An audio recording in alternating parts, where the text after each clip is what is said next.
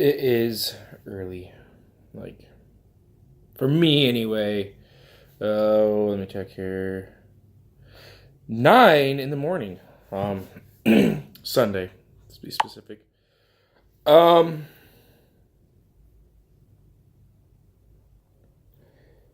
as promised, I'm going to be continuing on with the Hobgoblin lineup. Um, this one today is the fiery Habanero. Um, Habaneros are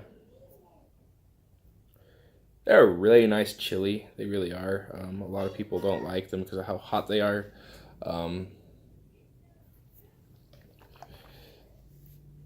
they're not super hot.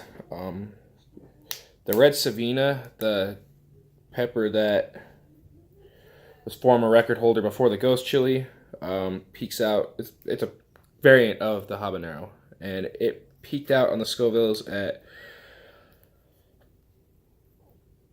580,000, something like that. It was something stupid hot. Talk about hot chilies with anybody anymore, and they'll be like, "Ghost chilies, reapers, scorpions." Oh my. Um, yeah, the habanero has turned into quite the humble little chili, despite the fact that it still has a pretty nasty tongue bite. Um,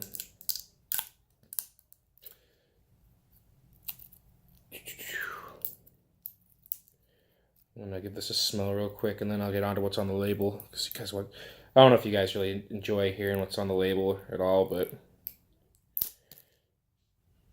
ooh, oh, that sounds good. All right, we'll get into that here in a second. I'll do the ingredients first. Cider vinegar. So I'm assuming that's apple cider. Carrots, onion, habaneros, raisins. Now this is the second sauce I've seen within the last 3 weeks that has had raisins in it, and it's starting to be a recurring trend. Um, they just add a sweetness to the sauces that's really good. Lime juice, parsley, arrowroot flour. Arrowroot. Is that what it says? Arrowroot. Arrowroot flour is an emulsifier, so it kind of mashes it up a little bit. Garlic, salt, and spices. I could smell the parsley when I first smelled it. I smell the carrot. I smell the habaneros. They smell nice and citrusy. Definitely smell the lime juice. And I like it when sauces use lime juice over as compared to vinegars, because I'm not a big vinegar person, but you use them in tandem and it works out really nicely. I can smell the onion. That smells like a good sauce. If you find this hobgoblin in your possession, you must be extremely unlucky. This mischievous spirit brings with it the misfortune of habanero peppers, which are notorious for misery and pain. My first habanero was not fun. For the start of this frightening experience, you will taste the citrus sting of habanero and lime with a finishing hint of sweet carrot that will painstakingly linger on your taste buds. Really quick, I want to draw your attention to these little flames right here. They rank it in threes. This is a 2 out of 3.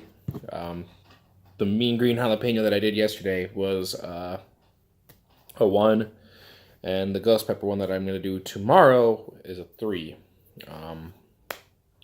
So let's get on with this. I already told you what I smelled.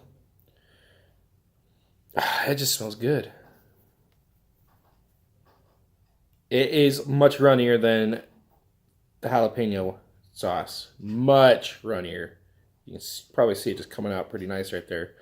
I'm not going to get a good heaping spoonful out of this one because it will just spill all over the table.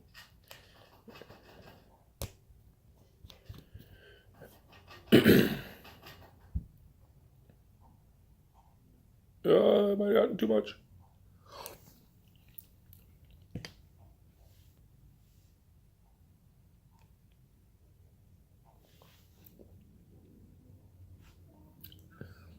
That gets you near the ton.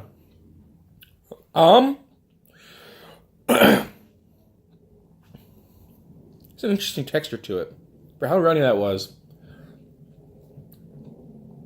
it's good.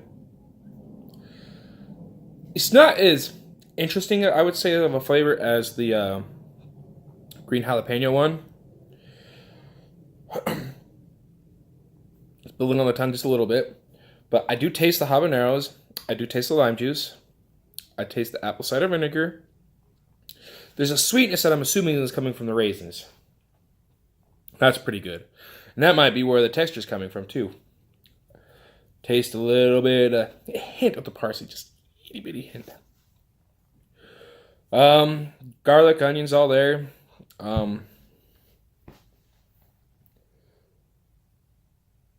It's peaked.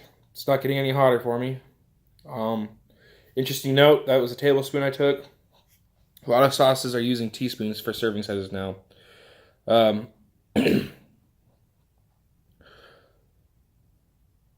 I would say, I forgot to do this in the other video.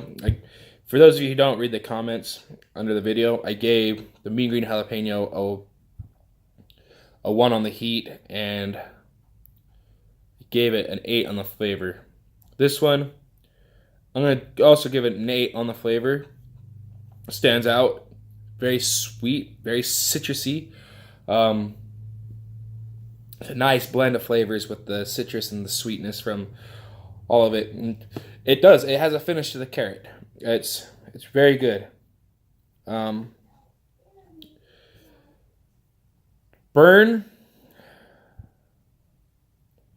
I'm going to give that a 2.5. For a chili head like myself, non-chili head might give that a 4. And if you don't like spicy food at all, well, then I don't know what to tell you. Most people I know can handle some spice. Those that can't, you probably aren't going to be watching this anyway. So, yeah, that was Hobgoblin's fiery habanero sauce. Definitely give that one a go. Like I said, it does have an interesting texture to it. But it's not bad. I'm going to assume that the texture, now that I'm thinking about it, probably came from the arrowroot flour. That's very interesting, and it was good. The sauce is, would be good to drizzle in some soup or something like that, like a vegetable soup, because it's already got a lot of the vegetables in there. Add this to a dip for your vegetables. It is quite runny though, so careful what you put it on or you'll get it everywhere. Experiment around. Again, Fire Habanero from Hobgoblin Hot Sauces, based out of Eugene, Oregon. That's it for this one, you guys. Thank you again for watching. Appreciate the views. Roger, once again, thank you for hooking me up. I'm, again, so glad you're back in business.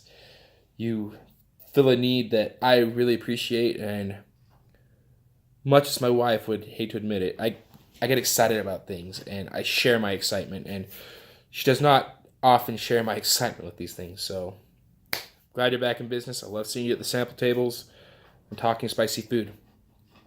Thank you guys for watching. Don't forget to like, comment, share, and subscribe if you haven't already. Thanks guys for watching. Again, I'll catch you again in the next one.